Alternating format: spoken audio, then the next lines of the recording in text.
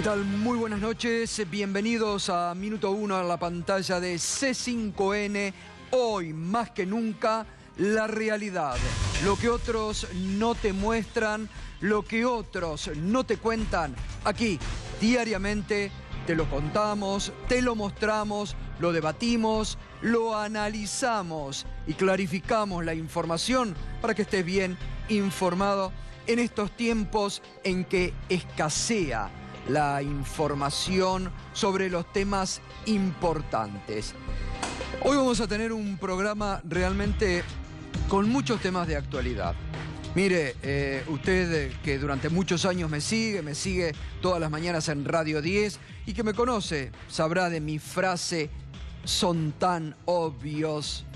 Y son tan obvios que durante el fin de semana, en una acción coordinada, tanto el diario Clarín como el diario La Nación salieron a atacar duramente al sindicalista y titular del grupo periodístico y cultural Octubre, Víctor Santamaría. Lo vienen siguiendo desde hace mucho tiempo. Evidentemente no le encontraron nada de lo que venían denunciando, porque si no, a esta altura, como a otros, ya lo hubieran metido preso. Esta noche, Víctor Santamaría va a estar con nosotros en un mano a mano, donde va a clarificar de qué se lo acusa. Llamativamente, lo acusan de que un proveedor del sindicato de Víctor Santamaría blanqueó dinero en el último blanqueo, en el mismo blanqueo donde la familia del presidente blanqueó mucho dinero y los medios, nadie se horrorizó ni se rasgó las vestiduras. Bueno, así, a Víctor Santamaría le hacen todo un armado de que como un proveedor blanqueó por allí, es plata de Santamaría. Esta es la simplificación que hacen.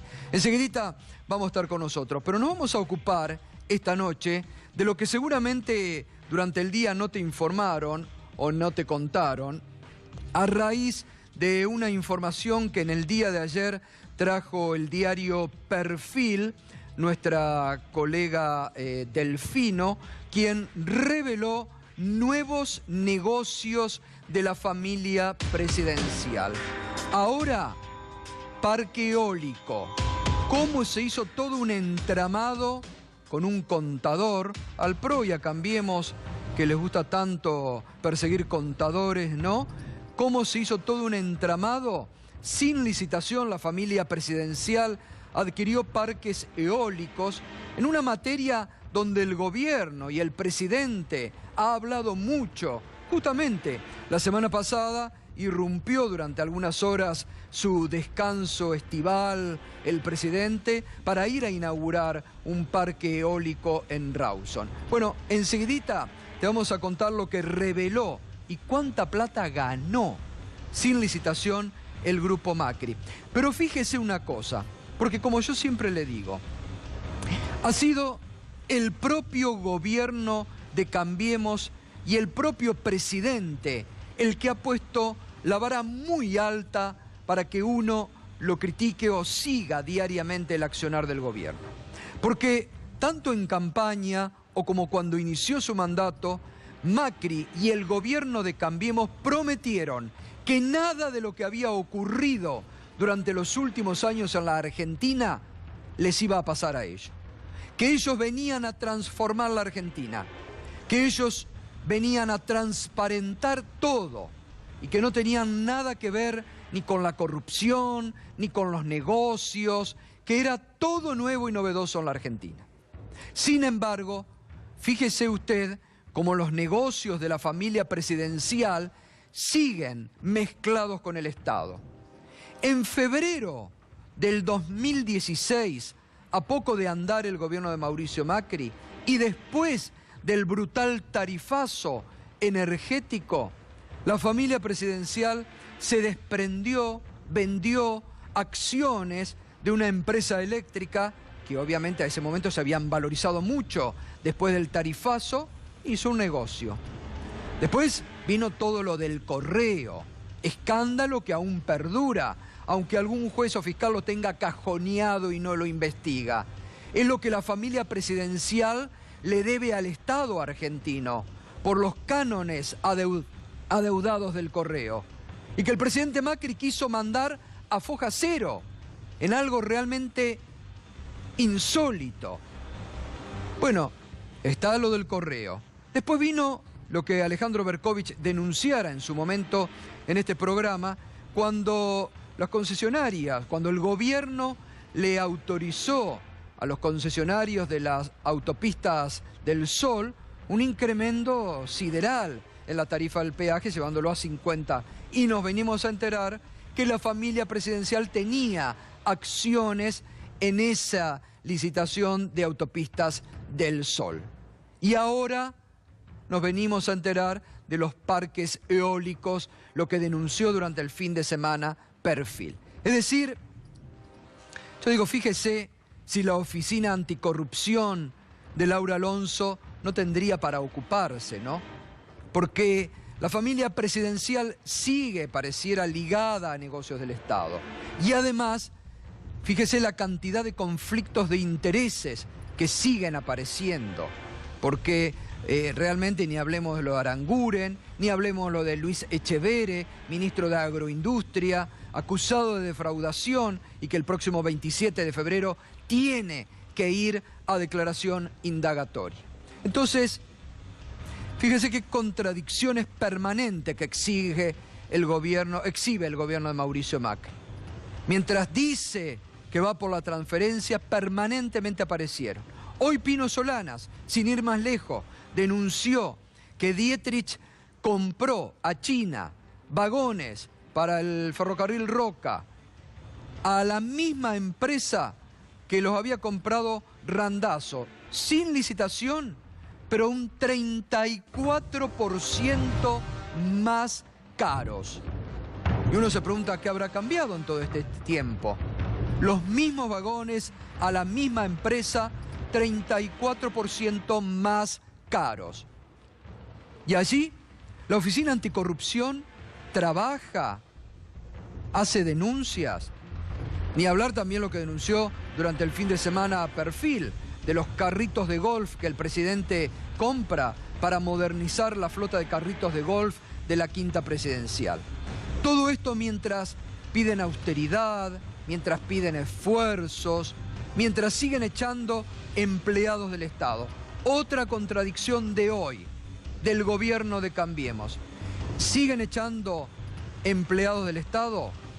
Dicen que hay que tener austeridad y hoy por decreto crearon una nueva Secretaría de Estado para darle un cargo al veedor oficial de Elisa Carrió en la Casa Rosada, Fernando Sánchez, que dejó de ser diputado nacional y que pasa a ser, es mano derecha de Elisa Carrió, pasa a ser el veedor oficial de Elisa Carrió en la Rosada. A Fernando Sánchez le crearon una Secretaría de Estado, secretario de Fortalecimiento Institucional. Los secretarios de Estado, según la planilla de sueldos, y cobran arriba de 100.000 pesos por mes, con todo lo que eso significa, con toda la planta que seguramente crearán. Entonces, otra contradicción más del gobierno de Cambiemos, que realmente, reitero, puso la vara muy alta al inicio de su gestión. Prometió que todo lo que se hacía en la Argentina no se iba a hacer más y fíjese, en estos minutos, los hechos que le he ido enumerando. Bueno, enseguidita entonces vamos y nos acompañás a partir de este momento, en minuto 1, con el hashtag Negocios de Familia. Acompañanos y opinás también a través de las redes sociales y de Twitter, ¿no? El primer tema, los negocios de la familia Macri. Es un ataque contra Página 12, lo dijo Víctor Santamaría. Enseguidita vamos a estar dialogando en un mano a mano con él. Ya se encuentra presente aquí en los estudios de Minuto 1, Víctor Santamaría. Y enseguidita vamos a estar charlando con él. Y además el veedor de Carrió, lo que decíamos, la nueva Secretaría de Estado que le han creado en la jefatura de gabinete para Fernando Sánchez. Muy bien, durante el fin de semana el diario Perfil reveló un nuevo negocio de la familia presidencial. En este caso, con los parques eólicos, la investigación de nuestra colega Emilia Delfino, que esto comentaba y vamos a mostrar. Durante 2016 y sin pasar por licitaciones públicas, Sideco Americana, empresa insignia de los Macri, creó junto con un grupo de socios 4 empresas a nombre de un contador y adquirieron 6 parques eólicos en Chubut y Miramar. La ganancia mínima, que ayer decía el diario Perfil, 15 millones de dólares.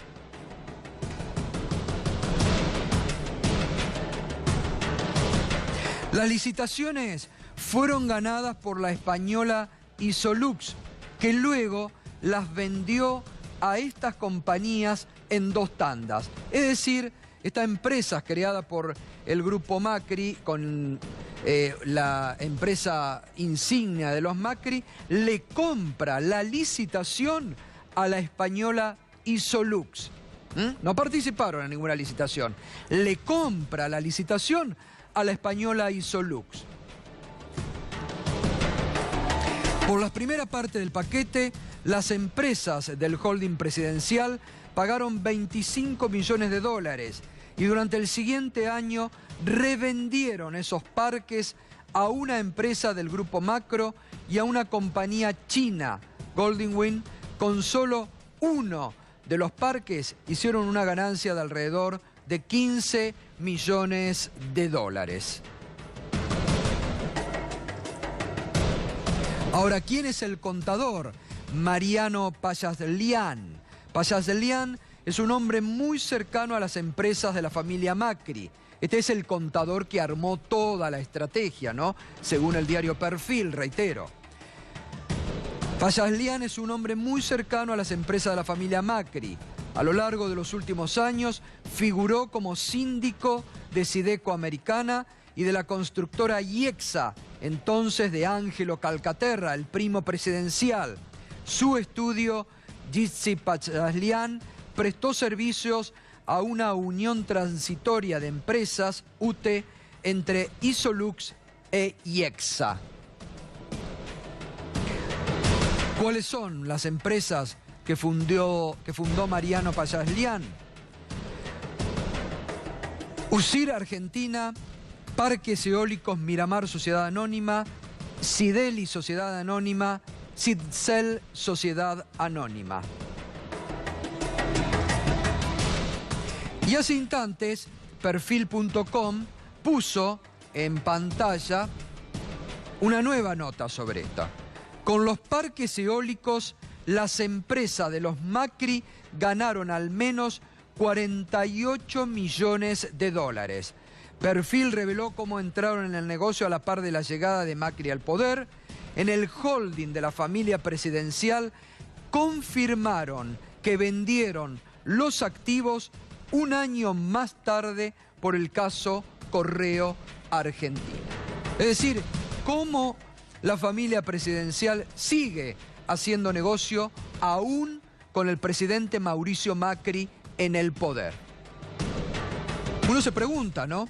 ¿La Oficina Anticorrupción no tendrá que hacer un análisis de esto, una investigación? ¿Dónde está la ética de la que tanto habla el gobierno de Cambiemos y el PRO?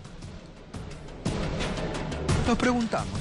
Hoy mismo también el ex senador nacional Pino Solanas denunció que Guillermo Dietrich compró sin licitación a China vagones de los mismos que había comprado la gestión anterior con Florencio Randazzo a la misma compañía, pero un 34% más caro. Así lo denunciaba Pino Solanas. Es una resolución del día 29 de diciembre. Está en el boletín oficial del 4 de enero. Bueno, se autoriza la compra directa a la empresa estatal china, 200 coches eléctricos. Esto es destinados a la línea Roca para reemplazar a 20 formaciones, por cifras que son muy viejas, del año 1983. En esta operación, como bien adelantabas, hay corrupción indudablemente, porque la gestión Randazzo, que ya había comprado 300 coches eléctricos similares por un monto de 354 millones, es decir, a un costo de $1.180.000 por unidad.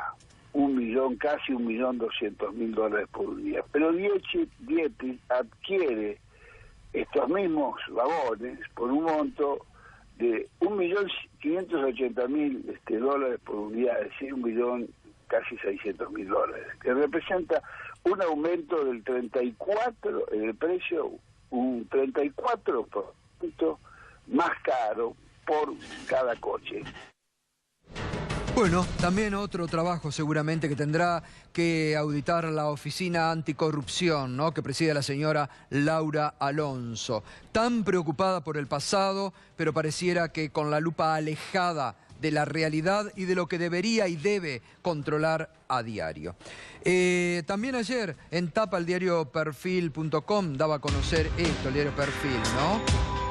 La renovación en la plantilla de los autitos, de los carritos de golf. Macri comprará 4 carritos de golf para Olivos. La única oferta recibida es por $1.500.000 pesos. Lo justifican en el mal estado que tienen los 4 actuales. Son para los traslados internos de la familia y de los empleados. Esto junto a las refacciones que se vienen realizando, a la par que, se habla de la austeridad del Estado. Una nueva consultora dio a conocer durante el fin de semana una nueva caída en la imagen presidencial que se suma ya a la consultora de Julio Aurelio y a D'Alessio Berenstein, ¿no? Esto es Ipsos, la encuestadora Ipsos Argentina, que para los últimos días de diciembre, los primeros días de enero, están indicando una evaluación en la imagen y en la gestión del presidente de un 44% en la caída, ¿no? 44% de imagen positiva tiene el presidente, que venía de una imagen del 54% que ha caído a inicio de este año a un 44%, lejos de aquel 71% que marcaban las encuestas cuando asumió la presidencia de la Nación. Mucho del impacto de la rebaja en los saberes jubilatorios tiene que ver, y también los hechos de violencia con la represión policial y de la gendarmería que se vivieron en los meses de diciembre, tiene mucho que ver cómo ha impactado sobre la imagen del gobierno y del propio presidente de la República. Les decía, ¿tenemos notas sobre esto? Bueno, vamos a la directora de Ipsos, Mora Araujo. Datos desde los últimos días de diciembre, primeros días de enero, lo terminamos de procesar la semana pasada, y sí, vemos la caída también de 10 puntos en nuestro caso con estos datos de diciembre que fueron mal percibidos por la opinión pública, sobre todo lo que tiene que ver con la violencia alrededor de eso también, no es solamente una reforma en sí, sino que fue un diciembre muy violento, y con otras reformas aparte de esa, y más allá de que tuvo un muy buen año Macri, donde fue subiendo la aprobación de gestión, sobre todo durante los meses previos a las elecciones, también con mejores indicadores en la aprobación de la economía, alineado con lo que fueron los resultados de las elecciones, pero diciembre les costó caro. La directora de la encuestadora Ipsos era la que hablaba en diálogo esta mañana con nosotros en Radio 10. Y le decía, una nueva secretaría que ha creado el gobierno de Mauricio Macri. Echan empleados del Estado porque dicen que hay que reducir la planta del personal, sin embargo, se siguen creando. En este caso, para un hombre de la estrechísima confianza de Elisa Carrió. Podríamos decir, el veedor político que Elisa Carrió le puso en la rosada a Macri y a Marcos Peña. La secretaría se llama Secretaría de Fortalecimiento Institucional. El gobierno formalizó la creación de la Secretaría de Fortalecimiento Institucional bajo la órbita de la Jefatura de Gabinete y la designación del ex diputado nacional de la coalición cívica, Fernando Sánchez, para estar al frente de la nueva dependencia. Reitero, un secretario de Estado está ganando arriba de los 100.000 pesos. Hoy un ministro gana 160.000 pesos, un secretario de Estado arriba de los 100.000 pesos. Pero la nueva contradicción que se marca en el gobierno de Macri: echan empleados, no renuevan contratos, está ahora todo un conflicto que se ha abierto en los medios públicos donde se quiere reducir, incluso hoy con presencia por primera vez, un hecho inédito, policial, tanto en la TV pública como en la radio nacional, pero eso sí, se siguen creando secretarías y subsecretarías de Estado. Esto es un cargo de creación eminentemente política, es un pedido que Elisa Carrió le hizo. Es como para darle trabajo a Fernando Sánchez, que se quedó sin trabajo como diputado nacional y ahora va a ser una especie de veedor de Elisa Carrió en el riñón de la Casa Rosada, de la Jefatura de Gabinete, y para estar al tanto, ¿no? Y la información que, como también fiscal, Elisa Carrió tendrá que tener, supongo, del propio gobierno. Pero es una nueva contradicción del gobierno. Por un lado, echa empleados públicos, piden austeridad, pero siguen creando secretarías de Estado. Bien, durante toda la semana pasada nos estuvimos ocupando de casi el cierre de la fábrica de fabricaciones militares de Azul, el despido de 254 personas de esa fábrica, de la Pueblada, que la semana pasada se hizo en Azul para defender la continuidad de las fuentes laborales y de esa fábrica militar en Azul. Ahora, fíjese lo que decía, el 22 de septiembre, justo un mes antes de las elecciones del 22 de octubre, el jefe de gabinete Marcos Peña estuvo en Azul, estuvo en la sede del Tiempo, que es el diario de Azul, y allí la periodista le preguntaba ya sobre las versiones que había sobre el cierre de planta. Estaba acompañado Marcos Peña por el intendente de Azul, que ingresó como Frente para la Victoria, pero que se cambió a Cambiemos, y por algún concejal. Mire lo que respondía Marcos Peña.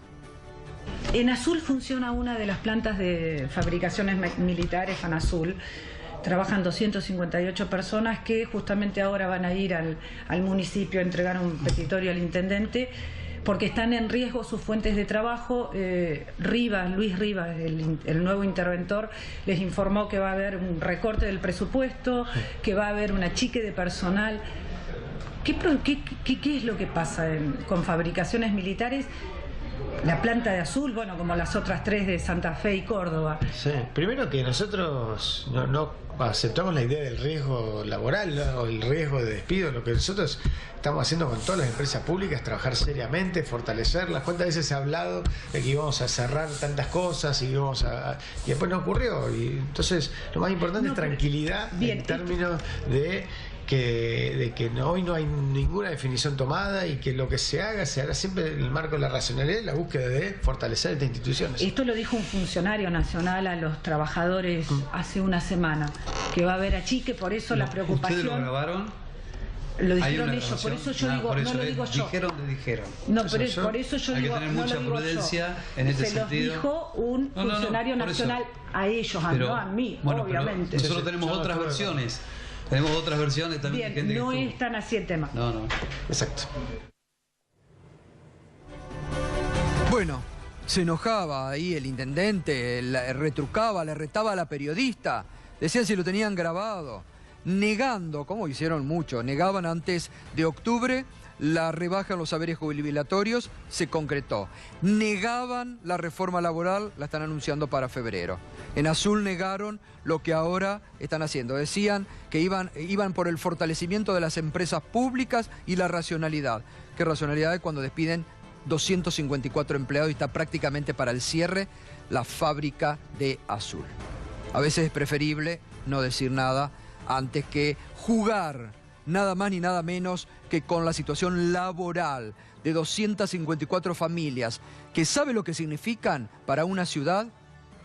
Hoy hubo una carta del intendente de una ciudad de Santa Cruz que le pide de gobernador Las Heras, un intendente de Cambiemos, que le elevó una carta al presidente Mauricio Macri por una situación similar, por la ola de despidos que hay en concesionarias de YPF en el sur.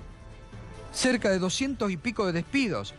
El propio intendente, en una actitud totalmente diferente al intendente de Azul, que no movió un dedo, el intendente de Las Heras le pide en una carta desesperada hoy al presidente Macri que atiendan la situación, porque lo que significa para localidades del interior que se cierren fuentes de trabajo o que se despidan de un día para el otro 250 empleados, 300 empleados. Esto es lo que el gobierno también tiene que atender. Cambia la realidad social y económica de una ciudad, de un pueblo, impacta negativamente. Esto fue Azul la semana pasada, mire esa movilidad, esa movilización espontánea de una población, de ciudades que no están acostumbradas a esto, pero que sin embargo le tocan las fibras íntimas de lo que es lo laboral y de lo que es el mantenimiento de empresas que para esas ciudades son realmente indispensables. Hoy fíjese cómo el tenista Federico Del Bonis, que es de Azul, hasta el propio tenista Federico Del Bonis hoy se solidarizó con su ciudad. Me solidarizo con todos los empleados de la fábrica de pólvora Fanazul en este difícil momento que les toca atravesar. También quería enviarle mi apoyo al Hospital de Niños de Azul, que no cuenta con anestesistas los fines de semana y está atravesando una delicada situación. Un tenista que se preocupa, se solidariza. De dirigentes políticos del oficialismo, bien, gracias. Muy bien, y por último, se acerca un día D. Hoy el dólar tuvo una nueva trepada, superó la barrera de los 19, cerró en 19.34, mientras se acerca el día D, porque mañana el Banco Central de la República Argentina tiene que definir qué hace con las tasas de interés. Si baja las tasas de interés, y muchos sostienen muchos economistas que si bajan las tasas de interés se va a disparar aún más el precio del dólar. Si las mantiene, usted sabe que Federico Sturzenegger está en una situación de extrema debilidad en el gobierno de Mauricio Macri, hackeado prácticamente con un cepo de la Casa Rosada sobre sus definiciones desde la presidencia del Banco Central. Así que habrá que ver qué es lo que pasa mañana con la definición de las tasas de interés y la repercusión que esto tenga en el dólar. Hoy pasó la barrera de los 19, 19.34 lo que subió el dólar. Muy bien, Víctor Santamaría, muchas gracias por venir, buenas noches. Gracias ¿Cómo está? por invitar. Bien. Bueno, el año pasado era directamente a ustedes, lo acusaban de tener cuentas en Suiza, de tener cuentas escondidas, usted salió, no le encontraron nada. Ayer sorprendió que tanto el diario de La Nación, Clarín, parecía en una misma operación de pinzas, van nuevamente contra usted y ahora lo acusan por un proveedor suyo que blanqueó dinero por ley, ¿no? Como dijo el presidente, ¿no? Sí, que se había cogido su hermano. Y lo más grave me parece que es un informe que sale del propio gobierno, ¿no? De la propia UIF, que supuestamente era secreto, que supuestamente no debería develarlo, pero a pesar de todo, si hay algo que investigar, yo creo que hay que investigarlo. Acá lo importante, me parece que lo que se está intentando, en primer lugar, es callar una voz disidente, como es Página 12, como es el caso de la 750, que son medios de comunicación que tienen una mirada y tienen una posición diferente ante la realidad que hoy estamos viviendo. Que también hoy se están discutiendo temas en la Argentina que no son el debate nacional, que tiene que ver con el desempleo, que lo que está pasando en el interior de nuestra provincia, como lo acabás de decir vos recién, pero también tiene que ver con la reforma laboral, también tiene que ver con lo que fue la reforma previsional. Me parece que hay un cambio de paradigmas importante que no se están debatiendo y no se están discutiendo en los grandes medios de comunicación. Y por ende hay que necesitar ocupar tiempo, ocupar líneas, ocupar espacios en tratar otros temas que pueden ser también importantes, pero me parece que no son centrados en la discusión de un país. Y la verdad que yo creo, y me gustaría creer principalmente, es que en Argentina no hay persecución, especialmente de parte del Poder Ejecutivo. Que yo entiendo que el Poder Ejecutivo está para gobernar, es bueno que empiece, que lo haga, que demuestre que está gobernando. ¿Pero usted lo toma esto como una persecución hacia su persona? A ver, ¿o hacia el grupo? Todos los indicios me dicen que sí, no me gustaría creerlo, porque creo en la democracia, porque creo en los valores institucionales, porque creo que en la división de poderes, porque creo que tiene que haber un poder ejecutivo que se dedique a gobernar. Hoy son muchos los problemas que atraviesa la Argentina y la verdad es que vemos un programa en el cual queremos un Estado chico, pero queremos un Estado chico para los más débiles y queremos un Estado grande para los más fuertes. Me gustaría un poder legislativo que pueda debatir los temas nacionales. No, obviamente, porque aparte no están pendientes los grandes temas en el debate hoy, ¿no? Ahora, digo, sobre esta denuncia, ¿no?, de este proveedor suyo, digo, que lo quieren ligar a usted, digo, ¿cómo llegan a esa ligazón? ¿O bueno, hay algún contacto? No, son varios proveedores. Nuestra organización es muy grande, Sí, tiene más sí. de 300 proveedores. La verdad es que no sé lo que hace cada uno de los Claro. proveedores, ni qué posición tiene, ni qué hace de su capital, ni cómo se maneja en su vida privada. Lo que sí, no tengo amistad, no soy de ir a comer, no tengo relaciones directas con, te diría que el 90% de quienes trabajan con nosotros. Pero si hay que investigarlo, por supuesto, Claro. hay que estar y que hay que poner todo al margen y que también el sindicato está abierto para esa discusión y para ese debate. Lo que hacemos nosotros es que cuando hay una compra o un servicio que contratar, lo hacemos mediante la licitación, hacemos mediante el concurso de precios y contratamos lo que es lo mejor para nuestra organización, para nuestro sindicato. Un sindicato que además crece todos los días, digamos. La verdad es que hemos pasado de un sindicato en la década de los 80 que era prácticamente desconocido, hoy a ser uno de los sindicatos más importantes. También nos criticaron cuando hicimos la Universidad de los Trabajadores. Sí. Fue la primera universidad de gestión sindical que tenemos en la Argentina y en Latinoamérica. Entonces, para nosotros es un orgullo que haya salido nuestra organización. Y la Totalmente. verdad que después de más de 60 años, la ley de educación privada, tengamos la primera universidad de gestión sindical, para nosotros... Ahora, Víctor, aquí hay dos cuestiones. Por un lado, usted tiene un grupo que realmente con mucho esfuerzo han construido de medios que hoy son críticos, de los pocos medios críticos a la gestión del gobierno. Y por otro lado, usted es un sindicalista y también es dirigente político, ¿no?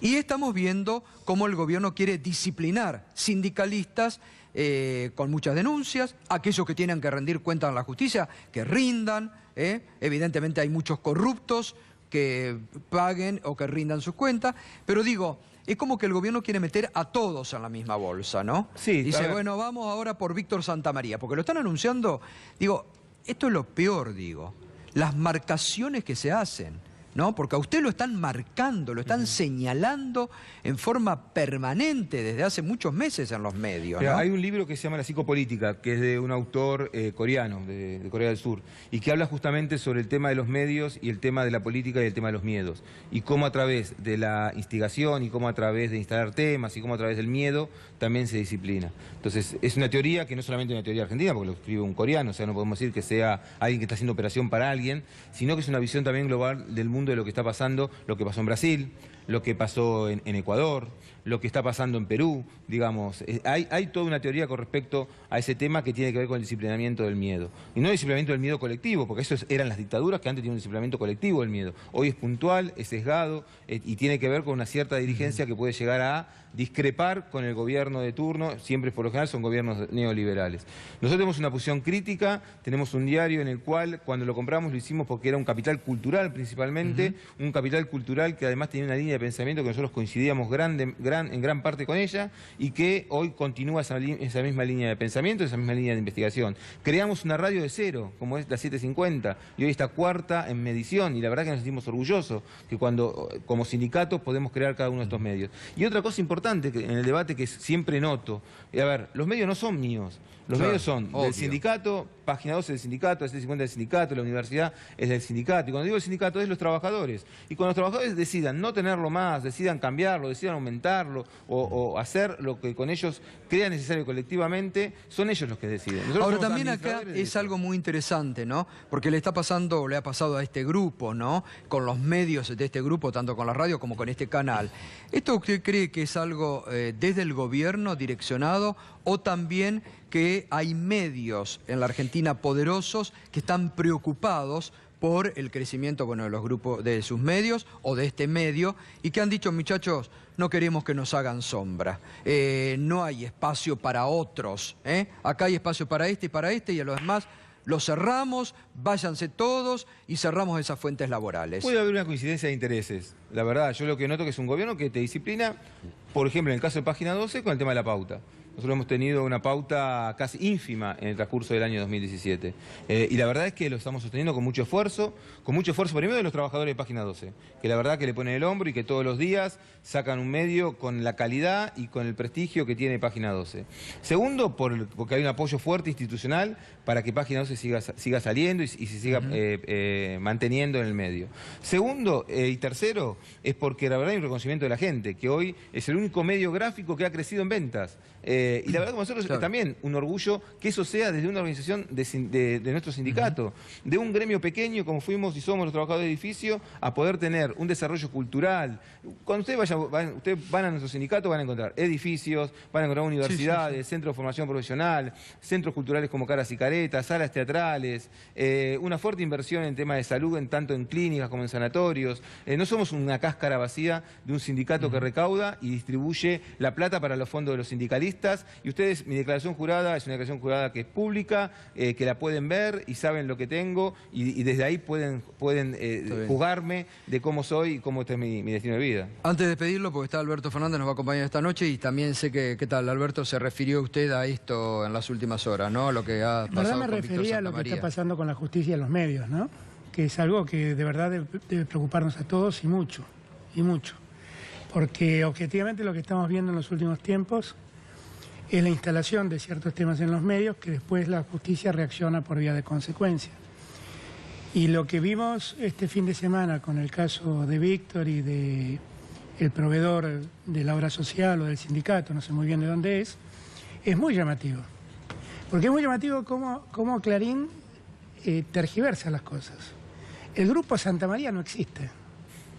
No existe. Santamaría no tiene ninguna empresa. Lo que existe es un grupo que es propiedad del sindicato y de la obra social. La otra cosa muy llamativa es que lo que parece haber anunciado la UIF es que detectaron una persona que blanqueó 130 millones de pesos, una cosa así. Igual que el hermano del presidente. Pero parece ser que a esta persona sí quieren averiguar de dónde sacó la plata. ¿Por qué no lo hacemos con el hermano del presidente? ¿Por qué no lo hacemos también? Porque el hermano del presidente blanqueó 35 millones de dólares. Que es plata que le robó al Estado Nacional, lisa y llanamente. Son impuestos que dejó de pagarle al Estado Nacional. ¿Por qué no lo hacemos también? ¿Por qué no actuamos igual? Yo lo que siento es que hay como una doble vara, ¿no? Es la doble moral que tiene también Peña. ¿Cuándo vamos a dedicarnos nosotros a analizar la ética de la política, entendiendo la ética de la política como no mentir en época electoral, como miente el gobierno este? Porque eso que vimos recién es lo que se decía en campaña. En acción es todo lo contrario. Creo que el problema que hoy padece Víctor es un problema que puede afectar a cualquiera en cualquier momento, porque lo que está visto es que hay una suerte de conjunción entre el gobierno y los medios de comunicación para ir obteniendo poco a poco los fallos que a los grupos de interés les importa. Durante todo el último mes me cansé de leer en Clarín las presiones sobre el juez Casanelo para que le involucre a Cristina Kirchner en la causa del lavado de dinero. Y la verdad es que el juez Casanelo parece no tener ninguna prueba para hacerlo. No tengo pruebas. Pero fue imposible, notas sin firma, una tras otra, día tras día, pidiendo que por favor Casanelo la procese. Entonces, yo me pregunto, ¿dónde para todo esto? ¿Dónde termina todo esto? El que está hablando es alguien que estuvo muy en contra de la ley de medios. Y cuando planteaba que no había que hacer una persecución sobre los periodistas de Clarín, era muy maltratado por el oficialismo de Cristina. Bueno, con la misma libertad que dije entonces en aquel momento, ahora digo lo que estoy diciendo. Esto debe preocuparnos. No es un tema menor, es un tema muy, pero muy sensible. Y de verdad, yo espero que esto se resuelva rápidamente. Sí, totalmente. Porque si no, la verdad es que nosotros vemos como hay mucha gente que vive con una espada de Damocles en la cabeza y no sabemos quién es finalmente el que tiene el poder de soltar la espada sobre la cabeza. Totalmente. Eso es muy esto es un vergonzoso. poco la sensación que debe tener usted, ¿no? En este momento. Que en cualquier momento le pueden hacer aparecer cualquier tema porque lo tienen señalado, ¿no? Sí, me parece que lo que hay es estar tranquilo, me parece que no tenemos que entrar en el miedo, tenemos que nos paralicen, tenemos que seguir trabajando, tenemos que seguir pensando libremente. Creo en una Argentina en la cual se pueda pensar con libertad, una Argentina en la cual podamos decir lo que sentimos, lo que disentir entre unos y otros y poder desde ahí fortalecer también la democracia, ¿no? Le agradezco, sé que tiene un compromiso, así que lo despido. Muchas gracias, Víctor. Gracias. Alberto, y sobre esto que ayer publica Perfil, un nuevo negocio de la familia presidencial de los parques eólicos. Es una vergüenza. Es una vergüenza. Lo que me impacta es por qué Clarín no lo pone en tapa esto. ¿Por qué los diarios nacionales no ponen en tapa esto? Es la familia del presidente, que en un pase de manos se gana 15 millones de dólares. ¿Se dan cuenta de lo que estamos hablando, no? Es una desvergüenza. Sí, hoy decía que ganó más, parece, 45. Decía Bueno, hoy sí, Perfil. es peor todavía, entonces es muchísimo peor. Lo que yo trato de llamar la atención sobre estas cosas, porque la verdad es que, miren, todos queremos vivir en una política sin corrupción. Todos queremos vivir en un Estado donde los funcionarios no se enriquezcan. Todos queremos que la justicia haga lo que tiene que hacer con los corruptos. Pero lo que queremos es que haya justicia. Para todos igual, Para al menos todos eso. igual, Porque para yo decía al todos inicio, igual. el gobierno fue el que puso la vara muy alta. Porque el gobierno de Macri dijo, nada de lo que pasó en la Argentina nos va a pasar a nosotros. Pero Laura Alonso- Somos transparentes, venimos a hacer todo diferente a la Argentina. Laura Alonso, que está apelando porque Casanelo no la procesa a Cristina en la causa de lavado de dinero, ¿qué hizo con esta denuncia? ¿Qué hizo con este tema? ¿Qué hizo? Yo no sé qué hizo. ¿Lo está investigando? ¿No lo está Bueno, está lo de investigando? Luis Echeverre, que es Lo de también... Echeverre, ¿cómo nadie reacciona frente a lo que se está planteando de Echeverre? Yo lo que creo es que, yo lo digo por el bien de la República, que es esa frase, esa palabra que mágicamente Carrió usa tanto, Chico Sánchez ahora también se cansó de usarlo. Si va a fortalecer institucionalmente al gobierno nacional, por favor, ocúpese de lo que hace la familia del presidente. Porque la verdad es que es una desvergüenza. Sí, Por sí. donde se lo mire es una desvergüenza. Está el Topo Rodríguez, exministro de la provincia de Buenos Aires, que la semana pasada, cuando estábamos tratando el tema de fabricaciones militares, la fábrica de Azul y todo, mandaba alguna información, ¿no?, sobre la realidad que se está viviendo también ahí en la provincia de Buenos Aires, ¿no?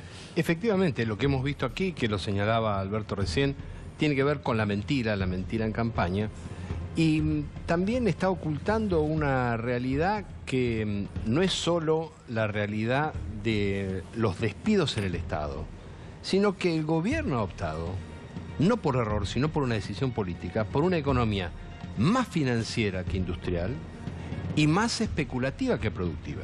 Eso significa que además de la lamentable situación que se produce con más de 200 familias en Fanazul, también en Azul, desde hace casi 2 años, hay despidos en Cerámica San Lorenzo, hay despidos en constructoras, hay despidos en fábricas de cartón corrugado. Y no solo pasa en el interior, también nos pasa a nosotros en La Matanza. La intendenta Verónica Magario ha hecho un esfuerzo muy significativo para reorientar el presupuesto público a funciones sociales de contención frente a una política que ha significado que hoy, por ejemplo, en La Matanza, cada 15 días cierra un taller industrial, un taller metalúrgico. Hoy mismo, esta semana, tenemos 3 plantas de una misma firma con 170 trabajadores al borde prácticamente de quedarse sin empleo.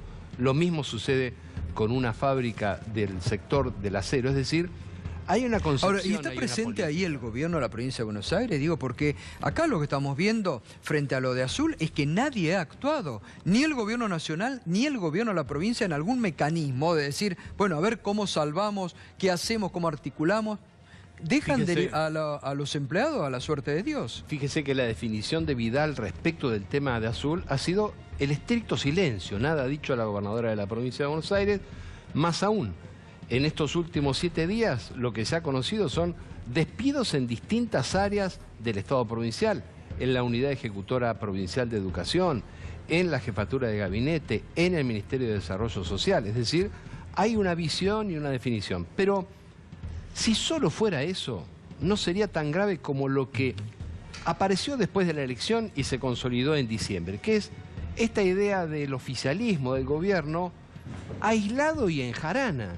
Porque no hay otro título para las expresiones de alguien que fue hasta hace un mes ministro y que hoy es diputado, respecto de que para hacer plata hay que alquilar un sillón, que conocimos este fin de semana. Mientras eso sucedía, el presidente Macri hablaba con la persona, se dice, más rica del mundo, Jeff Bezos, el titular de Amazon, acerca de la necesidad de invertir en Argentina. ¿Sabe cuántos puestos de trabajo va a crear Amazon en la Argentina?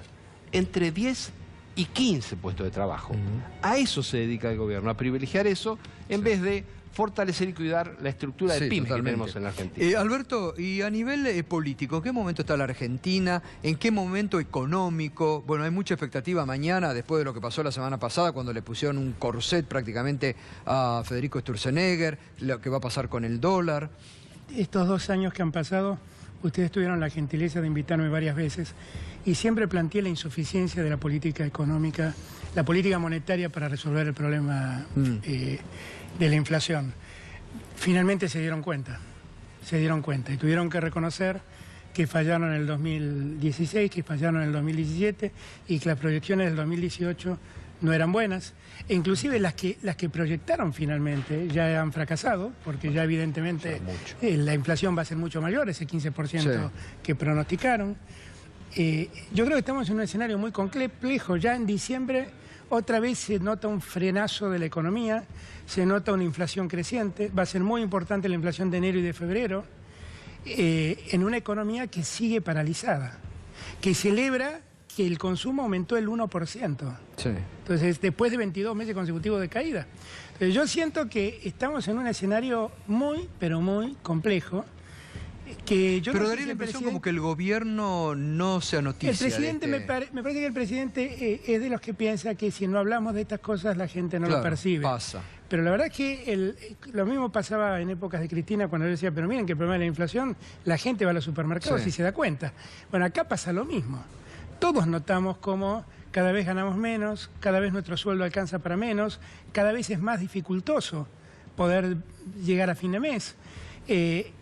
Y esto realmente se está convirtiendo en un problema muy, pero muy agudo, en un gobierno además que no tiene mayoría en ninguna de las cámaras y que está perdiendo popularidad a pasos agigantados y que ha hecho cosas tremendas en los últimos tiempos. Ahora vamos a ir a hablar sobre el tema político. Taisat Rooney, que siguen muy seriamente todo el tema, hablando Alberto y hablando el Topo Rodríguez del tema de la inflación y cómo eso repercute en precios. Ustedes vienen siguiendo mes a mes. ¿Cómo está impactando ahora una inflación de casi el 3% en diciembre, el aumento del dólar en los sectores más populares?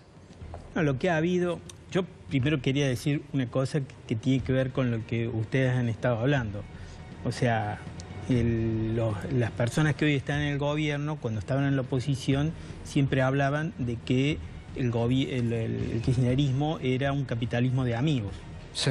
Es una definición, digamos, que oculta una cantidad de cosas y a lo mejor tiene alguna cosa de verdad. Lo que sí es que lo de ellos es cierto que es mucho más transparente, porque han dejado de ser un capitalismo de amigos para ser directamente un capitalismo de familia, digamos claramente. O sea, hay una familia que es la que se va beneficiando con hechos realmente de un nivel de corrupción abierta, digamos que es sorprendente día a día, como fue en su momento la modificación por decreto del blanqueo de capitales, que la ley de blanqueo de capitales que impedía que familiares o funcionarios y que sumen, por decreto, ¿no? Se permitió, que lo que decía recién Alberto hacía alusión respecto a lo que blanqueó el hermano del presidente. Estamos en presencia claramente de un capitalismo de familia. Yo creo que esa es la mejor definición que podemos tener, y eso se ve obviamente desde los barrios y se ve desde la gente y se ve con mucha bronca. Lo que se ha visualizado durante el año es que hay, en términos generales, hay una inflación interanual de aproximadamente entre el 22 y 24%. Ahora, si uno va a ver más finito cuáles son los productos que más han aumentado, ahí es donde el problema es mucho más grave, porque hay productos que, por ejemplo, la papa aumentó el 70%. ¿La papa? La papa aumentó el 70%. Las verduras en general aumentaron mucho, el tomate 44%, pero también los lácteos, los yogures. La leche. La leche aumentó el 33%, el yogur aumentó el 43%, los quesos aumentaron el 33%. O sea, son productos de primera necesidad en la dieta familiar, y eso explica tiene dos consecuencias graves muy importantes. Primero, las propias estadísticas oficiales, los propios anuncios o publicaciones del INDEC hablan de un crecimiento de la indigencia. Sí. Crecimiento de la indigencia. O sea, en el conurbano de la provincia de Buenos Aires hay más de 1 millón de personas que no tienen los recursos suficientes para alimentarse adecuadamente. Esto es lo que dice la estadística del INDEC. El último informe hablaba de un pequeño descenso de la pobreza, pero de un ascenso de la indigencia. Claro. ¿Cierto? O sea, eso... Y el tema, me acuerdo que usted acá en este programa en enero del 2016 empezaba a advertir sobre la mala alimentación. Y la otra consecuencia es el tema de la malnutrición. Claro, la malnutrición. Nosotros hacemos 2 relevamientos anuales de la situación de nutrición en los barrios populares de niños y adolescentes de 0 a 19 años. En el primer relevamiento que hacemos en marzo-abril del año 2017, apareció un 43% de niños y adolescentes en situaciones de malnutrición. Y en el segundo relevamiento que hicimos en noviembre, la malnutrición había subido al 47%. Es alto, altísimo. Está altísima, claro. Altísima. Ahí está la consecuencia directa de cómo se van reacomodando los precios de los alimentos increíble. Y de determinados alimentos. Ahora, es llamativo porque el gobierno donde va ahora a ajustar es en jubilados y en la asignación universal por hijo, que es lo que más necesita para estos casos quizá que está comentando. Es increíble. Mirá, por ejemplo, entre los 2 aumentos con la ley anterior, de la asignación universal por hijo, una familia que tiene 2 asignaciones recibió durante el año 2017 con la ley anterior 618 pesos. ¿Y este año cuánto va a recibir? Por mes. Y al final del año, la misma familia necesita 1.000 pesos más, claro, para poder cubrir su canasta básica. ¿Y ahora con la reducción? Y ahora con la reducción se sabe que eso va a tener un descenso que es prácticamente a la mitad del porcentaje que venía recibiendo antes. Ahora, ¿cómo está la situación social hoy por hoy? Lo que se palpa en el conurbano, en La Matanza, en la provincia de Buenos Aires. Nosotros hemos tenido que tomar decisiones muy fuertes. Verónica Magario, acompañada en este caso por Fernando Espinosa, ha decidido muy fuertemente reorientar el presupuesto público hacia el fortalecimiento social. Tanto es así que cuando se inició el gobierno de Magario a fines de diciembre de 2015, nuestros comedores atendían a 30.000 chicos. Hoy atienden a 45.000 más. La mortalidad infantil aumentó en la provincia de Buenos Aires con Vidal, después de 8 años que venía bajando. En la nación, en todo el país, sigue igual que en el 2015, en el 2016, después de que desde 2008 venía bajando. Nosotros en La Matanza, con Verónica Magario, tomamos la decisión de fortalecer lo social y en La Matanza bajó la mortalidad infantil mientras en la provincia subió. Esta es una decisión de política pública que sostiene el municipio de La Matanza, pero que claramente no puede hacerse cargo del conjunto de los problemas que la nación y la provincia están dispuestos a resolver. Ahora, Alberto, las últimas encuestas, todas, incluso las más cercanas al gobierno, y ayer hubo una nota, hoy en el propio diario Clarín, que habla de las encuestas que maneja el gobierno, donde está cayendo 10, 12 puntos la imagen del gobierno y del presidente, ¿no? Pero el presidente dice que él va a seguir pagando los costos políticos, que no le importa porque él va a seguir adelante con su plan. Yo siempre me acuerdo cuando Néstor asumió, que hubo un editorialista que escribió que no entendía que Néstor Kirchner no era un buen estadista, porque algunos estadistas son aquellos que se animan a hacer cosas en contra de la gente cuando corresponde. Y la verdad a mí me impactó mucho, porque siempre reflexioné, ¿cómo es esto de que un mandatario, que solamente es el mandante de los que lo votan, es bueno si hace cosas en contra de la gente que lo votó? Nunca lo entendí. Esa misma lógica, evidentemente, es la que tiene Macri. Recién yo escuchaba con mucha atención estos datos que son tremendos. La realidad es que, si ustedes quieren saber cómo piensa Macri, miren lo que pasó en Tierra del Fuego. Echaron a miles de personas. Después de mandar a miles de personas a sus provincias, decidieron hacer un acuerdo. ¿En qué consistió el acuerdo? Darle todos privilegios a los empresarios. Le han reducido los aportes patronales en más de un 40%. Le sacaron impuestos en gran medida.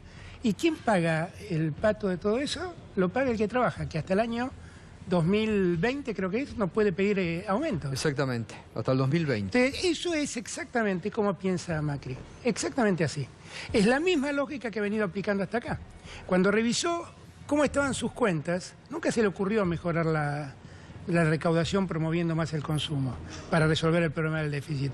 Directamente atacó lo que podía atacar y fue directamente sobre los jubilados. Y para darle 100.000 millones de pesos, 102.000 millones de pesos a María Eugenia Vidal para la provincia de Buenos Aires en 2 años, se lo sacó a los jubilados. Ahora, Alberto, acá, usted hablaba anteriormente del tema político, del Parlamento que no tiene mayoría. Sin embargo, hoy usted tuvo una frase sobre Pichetto, ¿no? Sí, no quise ser agresivo. Suena muy agresiva la frase, pero la verdad es que solo pero digo, no solo me agarré de lo que dijo Miguel, ¿no? Esta idea de, para poder justificar lo ocurrido, decir, bueno, lo que pasa es que yo durante muchos años perdí mi capacidad de pensar. Ahora, si quien pierde la capacidad de pensar, corremos el riesgo que la pierda en cualquier momento. Y el mayor riesgo es que la pierda a mano de Macri. Sinceramente. Fue una frase muy poco feliz de Miguel, con el respeto que Miguel merece. Muy poco feliz, muy poco feliz. Y la verdad lo que nosotros tenemos que ponernos a pensar es que hay una sociedad que está en una situación cada día peor. Ahora, hay estos sectores de los que hablaba, sí, pero acá el amigo. Totalmente, pero yo digo, todas las decisiones que han tomado últimamente han sido acompañadas, producto del pacto del acuerdo fiscal, firmado por gobernadores del peronismo. Claro, pero que yo también cuestioné esa frase de Miguel Pichetto que decía, bueno, nosotros votamos esto, pero sacamos muchas ventajas, pero las ventajas las sacás a costa de los jubilados. O sea, efectivamente La Rioja se llevó unos pesos a costa de sacarle 100.000 millones de pesos a los jubilados. Y a la asignación universal por hijo, y a las pensiones por discapacidad. La verdad es que me parece que está espléndido que las provincias mejoren su situación, está espléndido que negocien con el Estado Nacional, que es el que se lleva la mayor tajada, pero también es necesario que se haga no en detrimento de los que menos tienen. No es así, no funciona así la política y no funciona así la Argentina, porque el dato de que los mayores incrementos están sobre productos de la canasta básica, lo que está diciendo es que el mayor costo lo pagan los sectores más empobrecidos. Totalmente. ¿Y cómo viene la proyección, Isaac, para estos próximos meses? Hay algunos elementos que hay que seguir. O sea, en realidad, probablemente los aumentos de los alimentos debieron haber sido mayores si no tuviéramos una situación internacional donde los alimentos no están aumentando. O sea, a diferencia de la década anterior, los alimentos a nivel global aumentaron. Claro, pero entonces, además a esto hay que sumarle ahora el aumento del transporte a partir del 1 de febrero, tarifas, ¿no? Lo del dólar. La depreciación del dólar. La depreciación del dólar me parece que es una herramienta a la que el gobierno ha recurrido como en forma inevitable porque tiene un agujero en la balanza comercial que no puede, que es increíble, que ha llegado al final del 2017 con un déficit de 8.000 millones de dólares. Realmente es un mérito extraordinario de este gobierno haber logrado en un año pasar de un superávit de 10.000 millones de dólares a un déficit de 8.000 millones de dólares. Creo que es algo inédito. Si uno toma la historia de los distintos gobiernos, probablemente no ha sucedido nunca. La verdad que se llevan una medalla de oro ahí en ese aspecto. Todos estos elementos van a influir, obviamente, en el aumento, en los precios de los alimentos. Hay que ver en qué magnitud y cómo se van absorbiendo, pero inevitablemente van a tener un impacto muy negativo en el poder adquisitivo real de las familias. En las últimas horas la gobernadora Vidal dijo que no había municipio de la provincia de Buenos Aires donde no se vean obras del gobierno provincial. Bueno, ¿la reciben ustedes en La Matanza? Lo que hay que clarificar es que hace 2 años la legislatura de la provincia de Buenos Aires, por iniciativa de los intendentes peronistas, prácticamente le arrancaron al oficialismo y a Vidal la necesidad de constituir, con parte del endeudamiento que tomó la provincia de Buenos Aires, un fondo de infraestructura municipal. La gobernadora decidió eliminar ese fondo de infraestructura municipal. Y del 100% de los recursos a los que recién se refería Alberto, que va a recibir la gobernadora de la provincia de Buenos Aires en los próximos años, solo el 16%, es decir, 16 de cada 100 pesos, van a ir a los municipios. Yo me pregunto, ¿qué fondo del conurbano hay cuando se queda con 84 de cada 16 pesos para su manejo discrecional? Aquí hay que poner el acento en la realidad y dejar de mentir también, en el sentido de que hay muchos municipios que somos discriminados en la distribución de los recursos, tanto provinciales como nacionales. El 66% de los denominados ATN, aporte del Tesoro Nacional, han ido a municipios del oficialismo. Entonces, en esto hay que dejar de mentir también. Hacemos una breve pausa y enseguidita continuamos aquí en Minuto 1 con los temas de actualidad. También enseguida, tras la pausa, vamos a compartir lo que pasó este fin de semana en Mar del Plata en contra del represor y el genocida Miguel Ángel Echecolatz.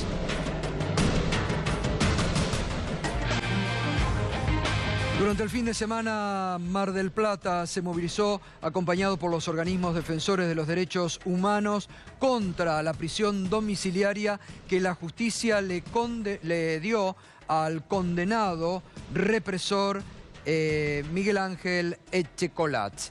Usted sabe, ya goza de la prisión domiciliaria en los bosques de Mar del Plata. Está allí prácticamente en una casa rodeada por un murallón.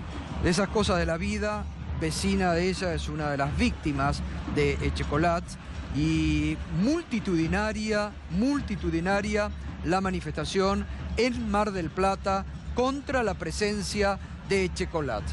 Lo mismo ocurrió en Mar de Ajó, donde se encuentra veraneando el médico Bianco, que está condenado por la apropiación ilegal de bebés, participaba en la maternidad clandestina de Campo de Mayo. El Consejo Deliberante de Mar de Ajó lo ha declarado persona no grata y en las próximas horas va a haber nuevas derivaciones de esto. Los represores de veraneo, pero la gente no deja de expresarse. Y esto es lo que hay que destacar y esto es lo bueno de una sociedad que sigue movilizada frente al miedo que el gobierno trata de meter por todos los frentes. Importante esto de Mar del Plata, ¿no? Sí, sí, lamentable también, ¿no? Lamentable lo que pasa con Echecolatz. Pero esto también tiene que ver con una política muy definida del ministro Garabano y de su secretario de Derechos Humanos. Porque desde que llegaron están buscando el modo de que estos viejitos genocidas los dejen tener prisión domiciliaria. Exacto. Y este es el resultado, ¿no? Porque la verdad que un asesino de la talla de Echecolatz, que recién está respondiendo por los desaparecidos y nunca respondió por lo que le pasó a Julio López, que yo creo que él tiene mucho que ver, que esté gozando de la detención domiciliaria es inadmisible, es imperdonable. Y tiene que ver con una política muy permisiva y de jueces que del mismo modo que perciben que el Estado, que el gobierno les está pidiendo que vaya en determinados casos en determinado sentido, también percibe que en estos casos le piden flexibilidad, le piden ser más livianos con los genocidas. Esto también, más allá de ser una decisión judicial muy antipática y muy en contra del criterio de justicia, tiene que ver con el rumbo político que en materia de derechos humanos ha impuesto el gobierno de Macri. Yo no sé si se puede decir, pero creo que está escribiendo un libro usted sobre el tema de la justicia, ¿no? Estoy escribiendo un libro, lo que estoy haciendo, pues la verdad que estoy muy impactado. Ustedes saben que yo enseño Derecho Penal hace muchos años. Estoy muy impresionado con los fallos. ¿Cómo enseña en estos momentos? ¿Cómo enseña en estos momentos? No, claro, es muy difícil. Donde hay tantos cambios de doctrinas. Es muy difícil, han cambiado jurisprudencias de un modo increíble. ¿Cómo ha cambiado la jurisprudencia en materia de asociación ilícita? Han convertido problemas de autoría y participación en asociaciones ni hablar de ilícitas. Lo de la prisión preventiva, ¿no? ¿Cómo han convertido la prisión preventiva en una pena anticipada? Lo que acaba de pasar con Milagro Sala es una vergüenza. Porque el Estado lleva 2 años con ella detenida para juntar todas las pruebas que necesitaba y 2 años dice que no le alcanzaron y necesita 1 año más. Es una vergüenza. Eso es clarísimo la persecución que hay, ¿no? Y que no tienen elementos para condenarla. Es una desvergüenza, Entonces, lo que estoy haciendo ahora es ponerme con un grupo de profesores de la facultad, nos hemos dispuesto a a trabajar en un libro que juzgue a los jueces, que vea que todos los argentinos vean lo que han dicho los jueces. Porque lo que nosotros tenemos son cosas que salen en los diarios. Claro. Ahora, es muy importante ver lo que dicen los jueces, verlo en detalle, porque uno se impresiona el doble. No hablemos solamente del fallo de traición a la patria, que fue increíble. Podemos hablar del caso del dólar futuro. Bueno, ahí está.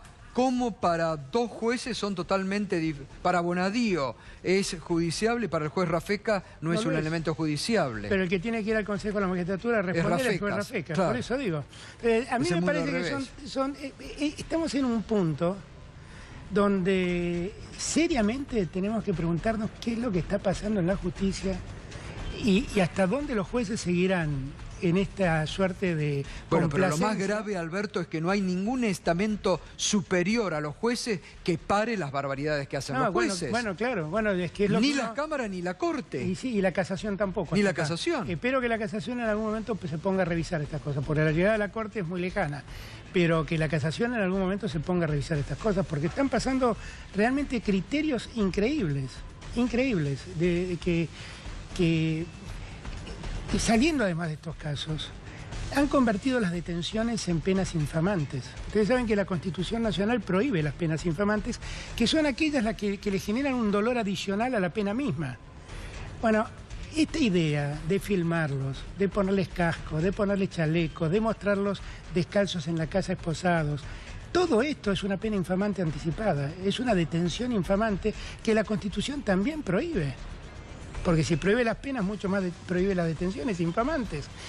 Hay que revisar estas cosas, porque lo que la gente tiene que entender, que hoy lo vemos con personajes que por ahí a muchos les caen antipáticos y creen que lo merecen. Festejan muchos. Y muchos lo festejan. Festejan y celebran. Pero esto es una regla que se va fijando y que el día de mañana pueden aplicarla a cualquiera. Bueno, pero parece que el oficialismo está preocupado porque ahora quieren ir justamente a tocar el tema de las prisiones preventivas. Claro, es que yo veo que el Código Penal que están preparando es parte de la histórica lógica de la derecha, que es pensar que agravando penas se resuelven los problemas del delito. Y la verdad no es este el sentido, no es este el problema. Si queremos terminar con la corrupción en el Estado, mejoremos los sistemas de control. Realmente, pero este no es el método, ¿no? Por ejemplo, hagamos que la Oficina Anticorrupción funcione un poco mejor de lo que la hace funcionar la Alba por ejemplo. Totalmente, bueno, sí, que está ausente, ¿no? Ausente, totalmente. Topo, el tema de Luis Echeverre, vos que conocés muy bien el paño porque has sido ministro muchos años y que justamente a la provincia de Buenos Aires fue las seccionales que se reaccionaron en contra de estos $500.000 que le han dado. ¿No es también una cuestión, al menos ética, totalmente repudiable?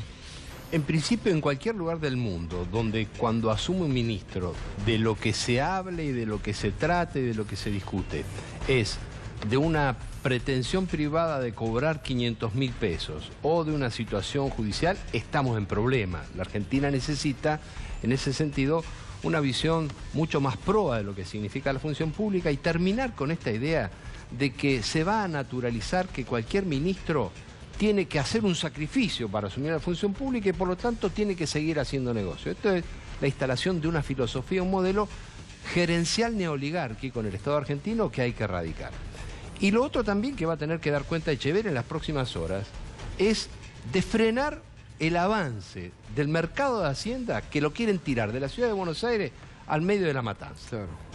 La Justicia Federal ha decidido en una decisión muy clara que el Ministerio de Agroindustria y también la gobernadora Vidal y la Ciudad de Buenos Aires tienen que frenar ese traslado, hacer los trámites correspondientes, clarificar cuál va a ser la situación y dejar de invadir la matanza con 1.200.000 animales por año, ¿no? Isaac, del tema social, ¿qué es lo más preocupante en este momento? ¿Qué es lo que más le preocupa a ustedes?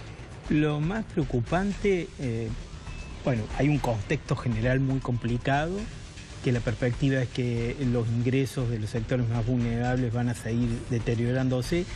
Hubo algunas maniobras a través de las cuales esa situación se disimuló, por ejemplo los créditos, estos pequeños de 5.000 pesos que se depositaban directamente mediante un trámite sencillo y que permitió en alguna medida amortiguar la pérdida de poder adquisitivo, la continuidad de la caída del poder adquisitivo de los sectores más vulnerables, porque eso era un depósito, una cantidad de dinero que se depositaba de golpe en las cuentas, y eso le permitió a las familias en la segunda parte del año ir apechugando, digamos, la situación que se iba complicando cada vez más. Pero bueno, es un crédito, no es un bono, hay que devolverlo, y eso se va devolviendo en cuotas, y cuando se termina de gastar ese crédito coincide con el inicio de un año que todo indica que va a haber una continuidad de ese deterioro de los ingresos. Porque hay una pinza entre el aumento previsible de los alimentos que van a suceder con un recorte en la ley de movilidad, en cambio en la ley de movilidad, y ahora tenemos otro cálculo. Y el otro elemento que nos preocupa mucho es esta situación de la malnutrición, porque hay una tendencia al avance de la malnutrición que no se detiene, y que en eso el gobierno, o sea, da la impresión como que no toma nota. Yo creo que sí toma nota, que sabe que eso está sucediendo, porque son estadísticas y son situaciones que nosotros vamos denunciando con mucha información y con muchos datos que ellos saben que son absolutamente fidedignos, y ellos también deben tener seguramente alguna manera de detectar la situación. Yo creo que toma nota, pero trata de resolver la situación mediante provisión de alimentos de muy baja calidad, que en definitiva mitigan el hambre, pero no resuelven el problema nutricional. Gracias, Isaac, como siempre. Gracias, Topo. Alberto, muchas gracias. No, gracias. Mañana a las 21 nos volvemos a encontrar en este punto de encuentro diario con la realidad, que es Minuto 1, aquí en la pantalla de C5N. Gracias por acompañarnos.